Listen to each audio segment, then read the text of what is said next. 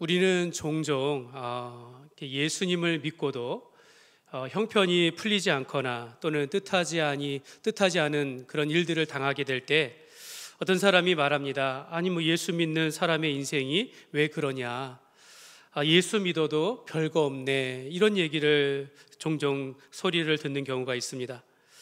저도 어려서부터 이런 얘기 많이 들었습니다. 교회에서 예수 믿으면 복을 많이 받습니다. 예수 믿으면 모든 것이 잘 될 것입니다.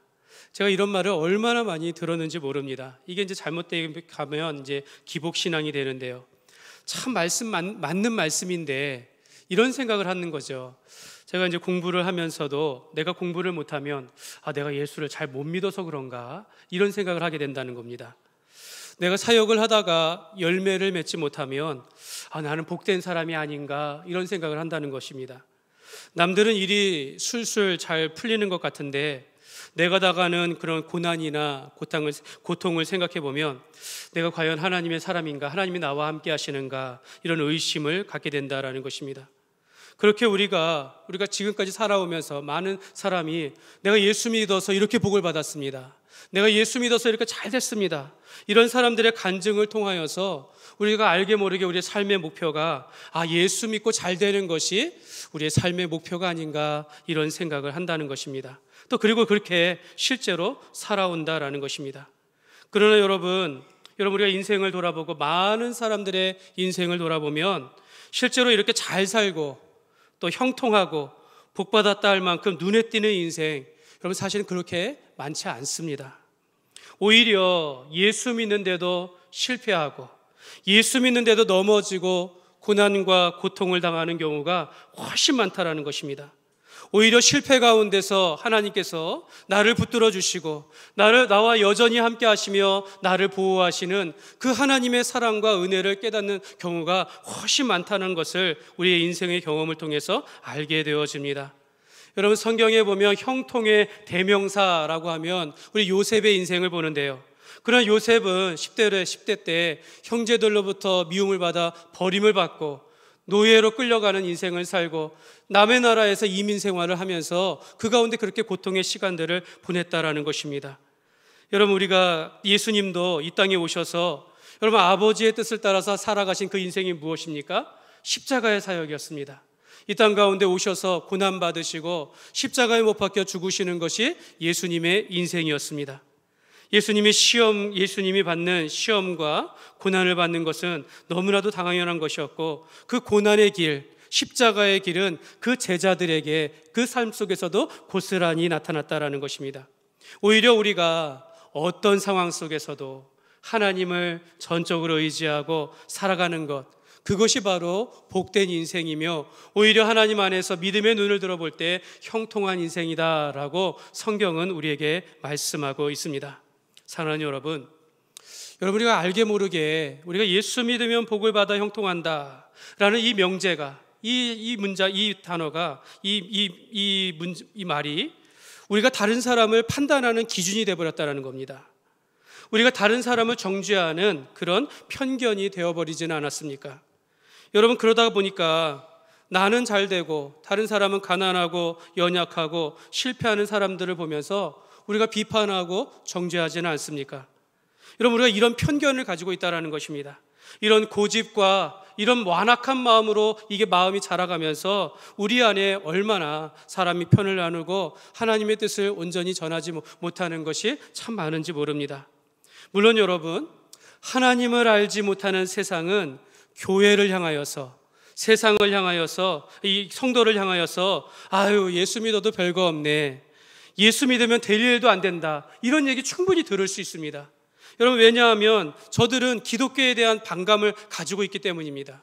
기독교에 대해서 온전히 알지 못하기 때문에 기독교에 대해서 그렇게 말할 수 있는데 여러분, 그런데 우리가 마음에 상처가 되는 것은 무엇이냐면, 내가 위로를 받고 용기를 줄 알았던 그 믿는 사람들에게 오히려 비판과 정죄를 받고 있다는 것입니다. 우리가 교회 안에서 서로 위하고 어렵고 힘든 일이 있을 때 내가 좀 위로를 받고 힘을 얻기를 원하는데 사람들은 판단한다는 겁니다. 예수 믿으면 잘 돼야지, 이런 편견과 고집과 그 마음이 자라가지고 다른 사람을 판단하게 되어진다는 것입니다. 여러분, 성경에 보면 욥이 있습니다. 욥은 그가 잘못한 것이 없는 것 같은데 가업이 무너지고 자기의 자녀들이 죽임을 당하고 정말 모든 것을, 그 모든 큰 질병까지 받는 그런 상황에 처하다 보니까 옆에 있던 친구들이 말합니다. 내가 죄가 있으니까, 죄를 저질렀으니까 이렇게 하나님께 벌 받는 것이 아니냐라고 하면서 친구들로부터 오해와 모함을 받아야 했다는 것입니다. 가장 옆에서 위로해 주어야 할 아내는 옆에서 차라리 이렇게 비참하게 될 바에야 하나님을 원망하고 하나님을 욕하고 스스로 목숨을 끊어라, 이렇게 말한다라는 것입니다. 그러나 여러분, 이 욥은 그에게 일어난 이 모든 불행한 일들이 사실 하나님께서 사단에게 허락한 시험인 것을 이 욥은 알지 못하는 가운데서도 이 욥은 끝까지 하나님을 원망하지 아니하고 믿고 순종하였다라는 것입니다. 이런 일들로 인하여 하나님께서 이 욥의 인생을 정금과 같은 인생이다라고 그렇게 말씀하여 주신 것입니다. 여러분, 오늘 말씀에 베드로는 이 고넬료라는 이방인을 만나서 그에게 복음을 전하다가 성령이 그에게 그 말씀을 듣는 사람들에게 임하시면서 그들이 하나님께로 돌아오고 복음의 말씀을 들어서 세례를 받으며 하나님의 사람이 된 것에 이런 놀라운 일들을 경험하며 돌아오게 되어집니다. 이는 이방 세계로 복음의 문이 열려가는 것을 하나님께서 보여주시는 것이었습니다. 그리고 이 일은 베드로가 이방 사람들에게 복음을 전하면서 놀라운 일이 일어났다라는 것에 대해서 소문이 나기 시작한 겁니다. 유대에 있는 사도들과 형제들이 이 말을 들으면서 이방인들에게도 하나님의 말씀을, 이방인들도 하나님의 말씀을 받았다라는 것을 들었다라는 겁니다. 이방인들도 하나님의 말씀을 받았다. 여러분, 이 뜻이 무엇이냐면 14절 말씀에 보면 그가 너와 내 온 집이 구원받을 말씀을 내게 이르리라 함을 보았다 하거늘. 그러니까 이방인들도 하나님의 말씀을 받았다라는 것은 이 베드로를 통해서 구원받을 만한 말씀을 그들이 들었다라는 겁니다. 예수의 복음을 듣고 그가 성령 받아서 거듭나게 되었다라는 것을 말씀하고 있는 것입니다. 근데 여러분, 이러한 복음의 기쁜 소식을 함께 기뻐하지는 못할 망정 왜곡하여 비난하는 사람들이 있었다라는 것입니다. 아니, 내가 무할례자의 집에 들어가서 함께 먹었다. 쉬운 말로 말하면 네가 이방인들과 함께 식사했다, 이방인들과 함께 교제했다라고 하면서 베드로의 문제점을 지적하였다라는 것입니다. 여러분, 이것이 이제 더 큰 상처가 되는 것이 무엇이냐면 베드로를 비판한 이들이 교회 안에 있는 동료들이었다라는 것입니다. 유대인들 가운데 예수 믿게 되어지는 유대인 그리스도인들이 베드로를 지금 책망하고 있는 겁니다. 내가 이방인들과 함께 교제하며 식사하였다라는 것입니다. 사실 여러분, 본질은 무엇입니까? 베드로가 이방인에게 복음을 전했다라는 겁니다. 이방인에게도 성령이 임했다라는 것입니다. 이방인도 회개하여 세례를 받게 되었다. 이것이 본질인데 유대인 그리스도인들은 비본질적인 문제를 들고 이방인들과 식사하였다, 이 문제 들고 복음이 증거되는 일에 걸림돌 역할을 하고 있다는 것입니다. 여러분, 우리가 성경의 역사를 보면 구약 시대에는 유대인들이 하나님 나라의 역사의 주인공이었습니다. 그러나 그 유대인들 때문에 이제 예수의 복음의 문이 막히고 있다는 것입니다. 한때는 그들이 주역이었는데 이제는 그들이 복음의 걸림돌 역할을 하고 있다는 것입니다. 사랑하는 여러분, 오늘 저와 여러분이 정말 주의 일에 걸림돌 되지 않기를 소망합니다. 특히 여러분, 우리 교회 안에 지도자 되신 분들, 목사인 저와 우리 장로님들, 권사님들, 여러분, 교회 사역의 주역이지만 어느 순간 우리도 유대인 그리스도인들과 같이 주의 일을 방해하고 걸림돌이 될 수 있다는 것을 늘 조심해야 한다는 것을 여러분들에게 말씀을 드립니다. 여러분, 주의 복음이 전파되어지면서 주의 일이 잘 되어져 가고 있는데 함께 기뻐하지 아니하고 비판하고 정죄하고 있는데 여러분, 그것이 옳은 말이라 할지라도 교회에 전혀 덕이 되지 않을 수 있다는 것입니다. 사랑하는 여러분, 우리가 세상을 살아가면서 우리가 좀 깨닫는 것이 있지 않습니까? 여러분, 세상에 부정과 부패들, 더러운 일들이 얼마나 많습니까? 그래가지고 그런 일들에 대하여 우리가 옳은 말합니다. 이것이 잘못됐다, 이것이 잘못됐다, 화를 내고 분을 내고. 여러분, 그런다고 세상이 변합니까? 여러분, 우리 인생 가운데 깨닫는 거 그거 아닙니까? 여러분, 교회가 더 그렇습니다. 여러분, 교회는 화목해야 합니다. 여러분, 좋은 일이 있을 때 그 좋은 일로 인하여 우리가 함께 기뻐하고 하나님 앞에 감사하는 것이, 하나님 앞에 감사하며 영광을 돌리는 것이 교회입니다. 어렵고 힘든 일이 있을 때 우리가 서로를 위로하고 붙잡아주고, 조금이라도 우리가 그런 일들로 인하여서 분란되지 아니하도록 시기하거나 불평하거나 의로운 척하는 그런 것들로 인하여서 교회가 화목을 깬다면 여러분, 그것이 오히려 덕이 되지 않는다라는 것입니다. 여러분, 우리가 어떤 사람이 교회 안에서 일을 잘하여서 수고했을 때 여러분, 우리 어떻게 해야 합니까? 칭찬해야 하는 거죠. 인정해 주어야 한다는 것입니다. 하나님 앞에 감사해야 하는 것입니다. 우리가 이런저런 오해와 비판을 받고 모함을 받고 있었다. 그러면 그럴 때는 우리가 어떻게 해야 합니까? 오늘 말씀에 베드로는 어떻게 했을까요? 4절 말씀을, 5절 말씀을 보시면 베드로가 그들에게 이 일을 차례로 설명하여, 베드로는 자기를 비판하는 이들을 향해서 이렇게 했다라는 것입니다. 오늘 말씀을 통해서 베드로가 이방인들에게 복음을 전하면 이런 놀라운 사역이 있은 후에 베드로가 예루살렘에 돌아와서 그의 동료들에게, 교회에게 그가 받은 것을 보고하는 중에 그 가운데는 자기를 비판하는 자들도 있고 시기하는 자들을 향하여서 어떻게 대처하는지 오늘 말씀 속에서 하나님이 주시는 교훈을 우리가 함께 나누기를 원합니다. 첫 번째로 여러분, 이 질문에 대답하셨으면 좋겠습니다. 침착하게 설명할 수 있겠습니까? 여러분, 베드로는 자기를 향하여 비판하는 이들을 향하여서 자기에게 있었던 일들을 차례로 설명하였다라고 말씀합니다. 우리 5절 말씀 우리 다시 한번 같이 읽겠습니다. 베드로가 그들에게 이 일을 차례로 설명하여. 사실 이 말씀 굉장히 놀라운 말씀이거든요. 여러분, 우리가 성경을 좀 알고 베드로를 좀 알면 이 말씀이 너무 놀라운 말씀입니다. 정말 지금 이게 베드로답지 않은 행동을 지금 베드로가 하고 있다는 겁니다. 아니, 베드로가 저런 사람이 아닌데 이런 생각을 할 수밖에 없다라는 것입니다. 여러분, 베드로는 예수님의 제자로 부름받기 전에 뱃사람이었어요. 거칠고 급한 성격의 소유자였습니다. 솔직하면서도 실수가 많은 제자였습니다.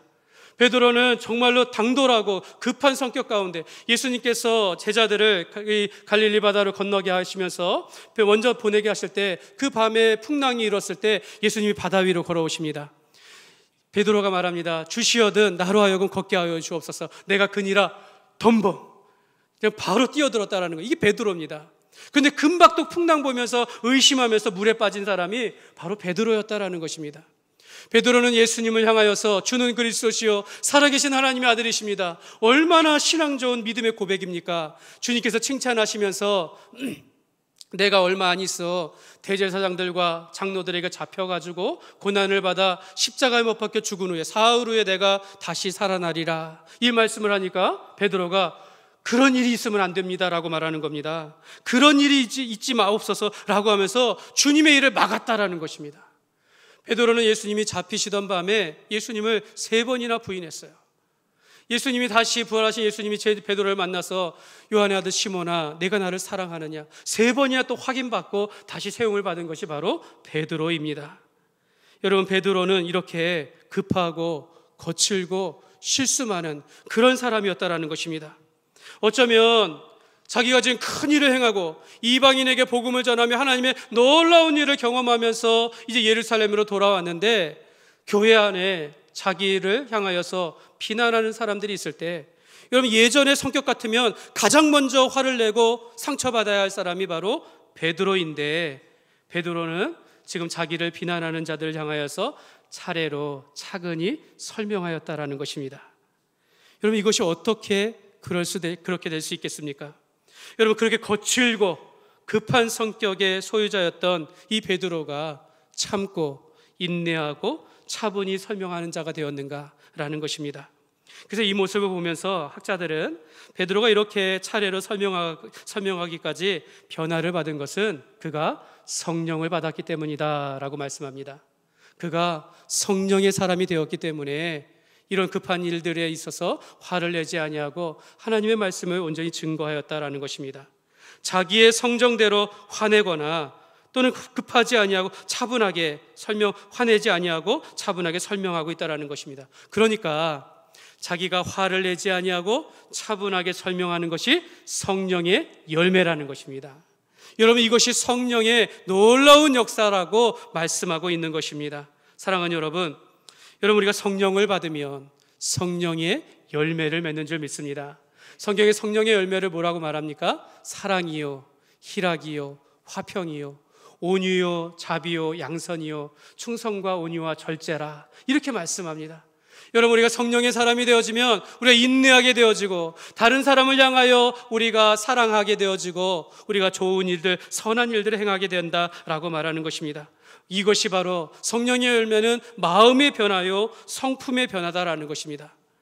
여러분, 우리가 예수님을 믿고도 예수 믿기 이전의 그런 행동들, 그런 말들, 그런 행동에, 그런 성정에 사로잡혀 있다면 여러분, 아직 믿음 안에서 자라가지 못하고 있는 것입니다. 우리가 성숙하지 못하고 성령의 열매를 맺지 못하고 있다는 것입니다. 사랑하는 여러분, 예수 믿는 사람들의 특징은요, 예배도 잘 드리지만 그 삶의 태도나 생각이나 그 인격이 변하여져 가는 것입니다. 화를 낼 만한 상황에 화내지 않는 것이 바로 성령의 사람의 모습이 된다는 것입니다. 에베소서 4장 26절과 27절의 말씀에 보면 우리 같이 읽겠습니다. 분을 내어도 죄를 짓지 말며 해가 지도록 분을 품지 말고 마귀에게 틈을 주지 말라. 또 이렇게 말씀한 시편 37편 8절 말씀입니다. 같이 읽겠습니다. 분을 그치고 노를 버리며 불평하지 말라. 오히려 악을 만들 뿐이라. 여러분, 그러니까 예수님을 온전히 모시고 성령의 사람은요, 분을 품지 않는다라는 겁니다. 노를 버리고 불평하지 않는 사람이 되어져 간다라는 것입니다.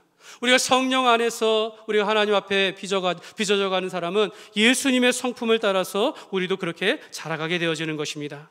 사랑하는 여러분, 많은 사람들이 나이가 들어도 그 성정은 변하지 않는다라고 말합니다. 맞아, 다 동의하지요. 예. 근데 여러분, 이것은 믿지 않는 사람들의 이야기입니다. 예수님을 온전히 믿지 않는 사람들의 이야기예요. 저는 그렇게 믿고 싶지 않습니다. 여러분, 예수의 사람은 그 마음까지도 변화를 받아야 하는 것입니다. 예수 안에서 마음이 새롭게 되어서 우리가 주의 사람으로 변화되어져 가는 것입니다. 여러분, 우리가 특별히 신앙의 어른일수록, 여러분, 우리가 신앙생활에 연륜이 있고 오래 신앙생활하면서 우리가 자라가기를 힘쓰는 사람일수록 여러분, 우리가 성품이 성령의 열매를 맺어가게 되어지는 것입니다. 사랑하는 여러분, 우리가 복음을 위하여 변화되기를 소망합니다. 여러분, 오늘날 우리 전도하기 어려운 시대에 여러분, 우리 교회가 이 초대교회와 같은 이러한 마음으로 선교적인 사명을 가지고 모든 사역이 변화되어야 한다는 것입니다. 여러분, 가장 먼저 화를 낼 수 있는 베드로가 성령 안에서 차례차례 설명한 것 같이 오늘도 우리가 정말 영혼 구원의 관점에서, 선교적인 관점에서 우리의 생각과 말과 행동의 변화가 있으시기를 주님의 이름으로 축복합니다. 두 번째로 이런 질문이 있습니다. 말씀으로 설명할 수 있습니까? 여러분, 우리가 이렇게 대답할 수 있었으면 좋겠어요. 당신은 말씀으로 차근차근히 설명할 수 있겠습니까?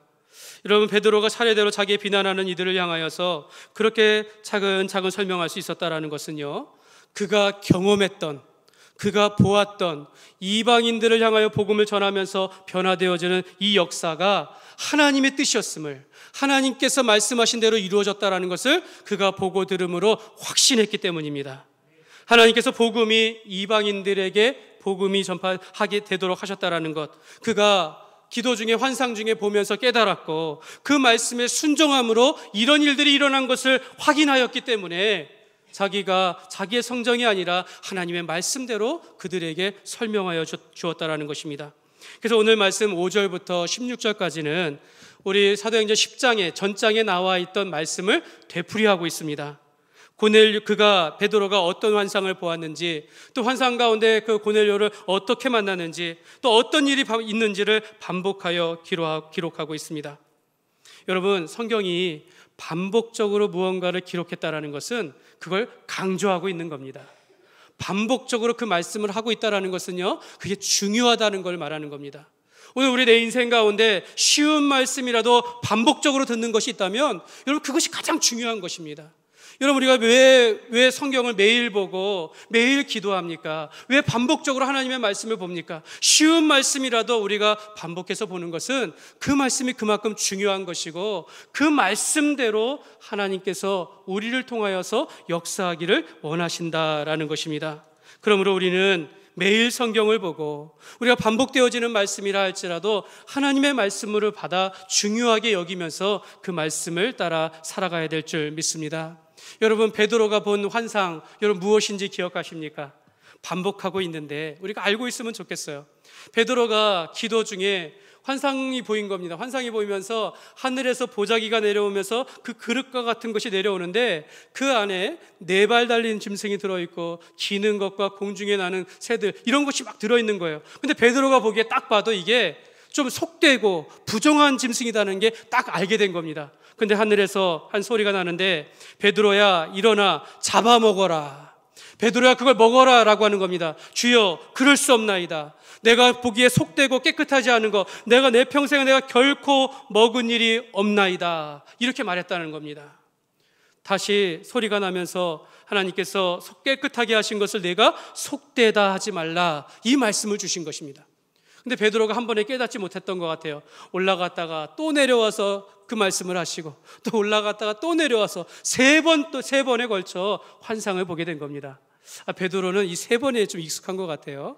베드로와 같은 사람은 반복적으로 들려주는 겁니다. 근데 그 환상을 볼 때 마침 밖에 3사람이 온 겁니다. 3사람이 와서 이 사람들이 가이사랴로부터 고넬료로부터 보냄을 받은 사람이라 라고 하면서 성령님께서 따라가시라 하나님께서 아무 의심하지 말고 함께 가라 하시는 말씀을 듣고 베드로가 따라가게 되어지고 그들에게 복음의 말씀을 증거하게 되어지고 그 안에 있었던 이방인들이 성령을 받아 그들이 변화를 받고 세례를 받게 되었다라고 성경이 말씀하고 베드로가 사람들에게 이것을 설명하여 주었던 것입니다. 베드로는 자기가 본 그 환상, 자기가 경험했던 그 일들, 어떤 일이 있었는지를 그가 보고 경험한 대로 사실대로 설명하여 준 것입니다. 여러분 하나님께서 행하신 일인데 우리가 이해하지 못하더라도 이것 분명한 사실 아닙니까? 여러분 이것이 간증입니다. 간증. 여러분 베드로가 자기에게 있었던 일들을 간증했을 때 어떤 반응이 일어납니까? 18절 말씀 보겠습니다. 18절 말씀 같이 읽겠습니다. 그들이 이 말을 듣고 잠잠하여 하나님께 영광을 돌려 이르되 그러면 하나님께서 이방인에게도 생명 얻는 회개를 주셨도다 하니라. 아멘. 그들이 잠잠할 수밖에 없었다라는 거예요.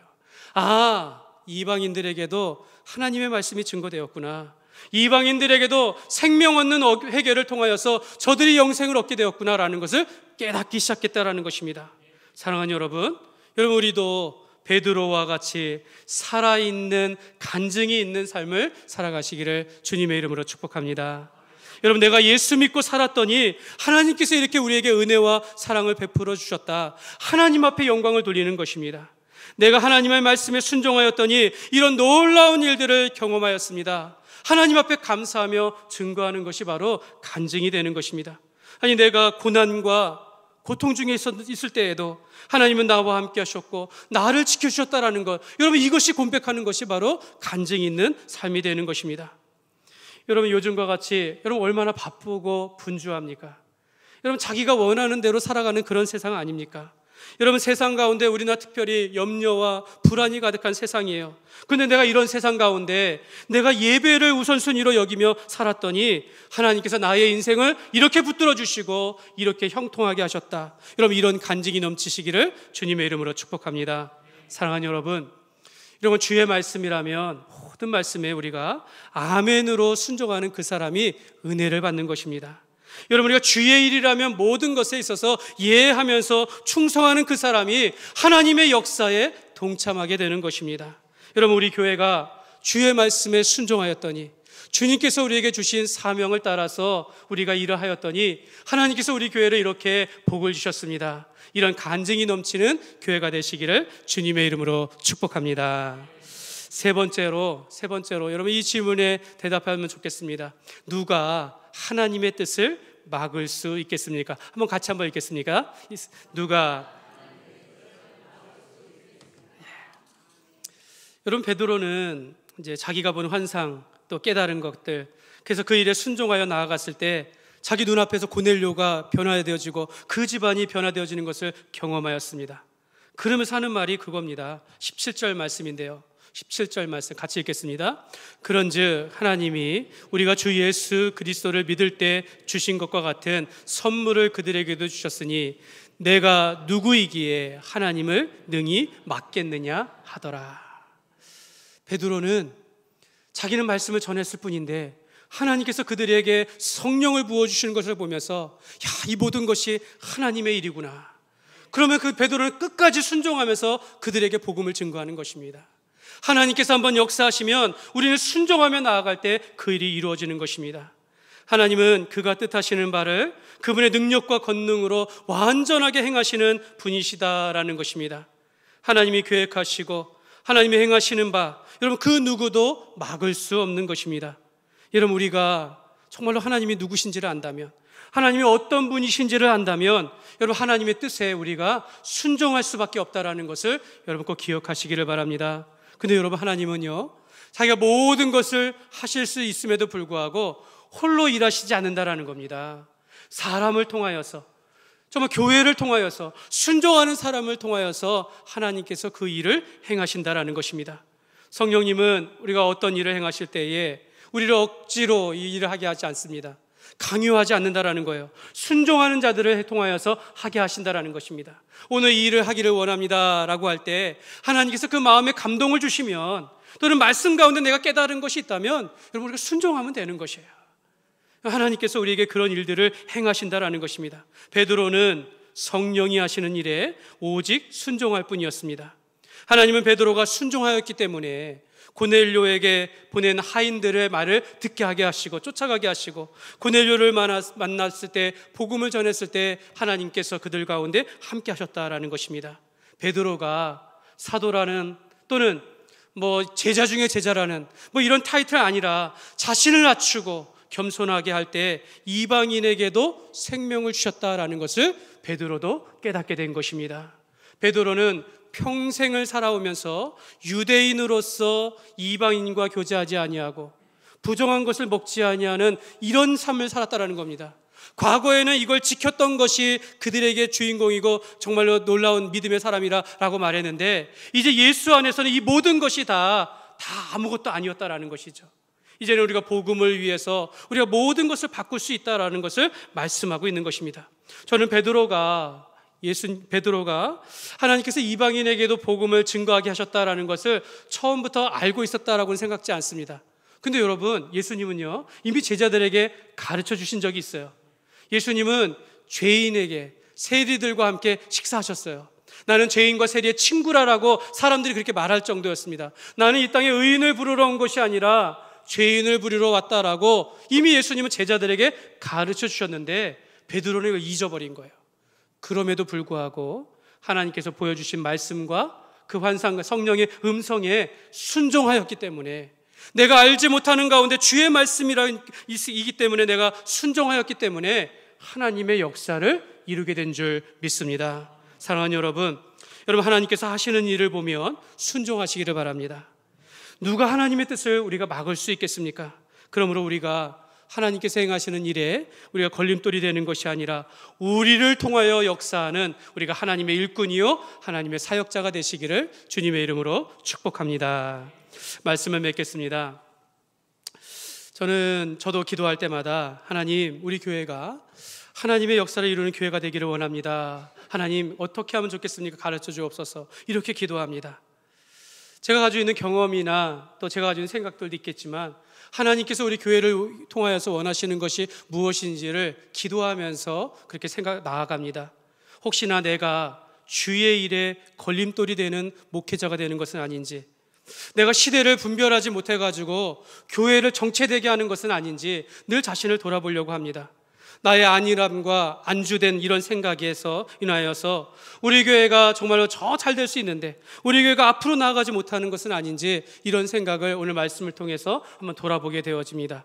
사랑하는 여러분, 우리 교회가 복음을 위하여서 주 안에서 새롭게 되기를 힘쓰고 주의 일에 앞장서는 교회가 되기를 소망합니다.